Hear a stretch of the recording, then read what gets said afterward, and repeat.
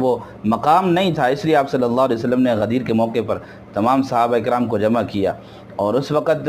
کتابوں کے اندر مختلف روایتیں آتی ہے، بعض کہتے ہیں کہ تقریباً 70,000 سے زیادہ صحابہ کرام موجود تھے، اور دوسرے کتابوں میں آتا ہے 1,20,000 صحابہ کرام موجود تھے۔ اس وقت آپ صلی اللہ علیہ وسلم نے حضرت علی کے ہاتھ کو پکڑا، اور بڑی روایت ہے، اس کے بیچ میں الفاظ آتے ہیں، ہاتھ اوپر کر کے فرمایا